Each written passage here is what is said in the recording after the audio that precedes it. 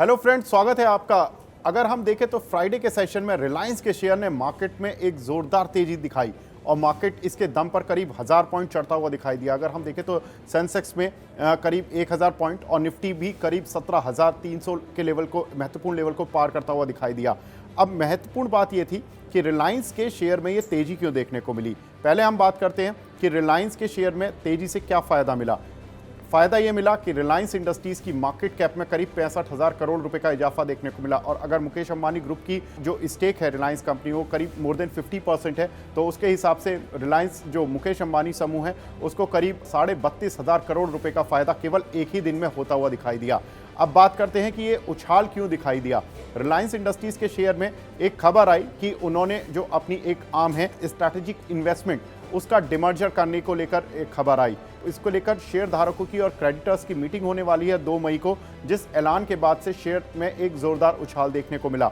अब इसमें महत्वपूर्ण चीज़ क्या है? इसमें महत्वपूर्ण चीज़ ये है कि जो Reliance investment strategic investment company है, एक तो इसका नाम बदला जा रहा है, इसको जियो फाइनेंशियल सर्विसेज के नाम से रखा जाएगा।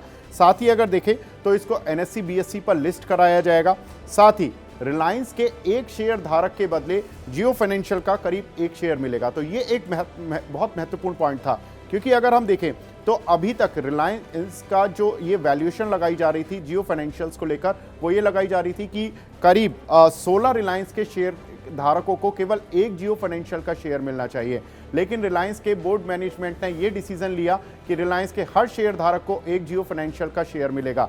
इसका मतलब इससे जो छोटे शेयर धारक हैं उनमें किसी में भी बायस्ड होने की कोई भी फीलिंग नहीं आएगी। उनको सभी को ये लगना चाहिए कि सभी को जियो फाइनेंशियल के शेयर मिले हैं, जिसकी वजह से छोटे शेयर धारकों की जो एक कंपनी ने रेस्पेक्ट की, उसका एक सीधा फायदा शेयर धारकों ने कंपनी के शेयर में दिया। अगर हम देखें तो ना सिर्फ यही एक कारण था, इसका दूसरा बड़ा कारण ये भी है कि इस कंपनी को जो लीड कर रहे हैं वो है मिस्टर केवी कामत, जिन्होंने कि ICICI बैंक बनाया, जिन्होंने कि उसके चेयरमैन रहे और काफ़ी सालों तक ICICI बैंक को एक महत्वपूर्ण पायदान तक पहुंचाने में उनको सबसे बड़ा श्रेय दिया जाता है। तो जो ICICI बैंक को जिन्होंने हेड किया हो, अब वो रिलायंस की जो जियो फाइनेंशियल आर्म है उसको हेड कर रहे हैं, उसका एक सीधा फायदा कंपनी के शेयरों पर देखने को मिला।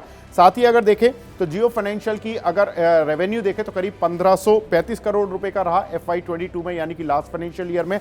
और अगर एसेट साइज देखें तो करीब 28,000 करोड़ रुपए का है। साथ ही अगर देखें तो इस कंपनी में जो बिजनेसेस आते हैं वो करीब वो आता है retail finance, insurance broking, payment bank जैसे कुछ बिजनेसेस आते हैं। तो इन सभी के लिए अब जो नए निवेशक होंगे, जो बड़े स्ट्रैटेजिक इन्वेस्टर होंगे, उनको ढूंढना आसान होगा। तो ये 3 कारण रहे। एक तो नए स्ट्रैटेजिक इन्वेस्टमेंट्स का मिलना, एक इस कंपनी में केवी कामत जैसे बड़े नाम के साथ इस कंपनी का लिस्ट होना, और तीसरा शेयर धारकों के हितों का ध्यान रखना, जिसकी वजह से हमने देखा कि रिलायंस इंडस्ट्रीज के शेयर में एक जोरदार तेजी दिखाई दी और कंपनी की मार्केट कैप एक दिन में 65,000 करोड़ रुपए बढ़ी और कंपनी के जो प्रमोटर हैं उनकी वेल्थ एक दिन में करीब 32,500 करोड़ रुपए बढ़ी। तो शेयर मार्केट की एक इस जोरदार तेजी के पीछे रिलायंस का आज महत्वपूर्ण योगदान रहा। Thank you.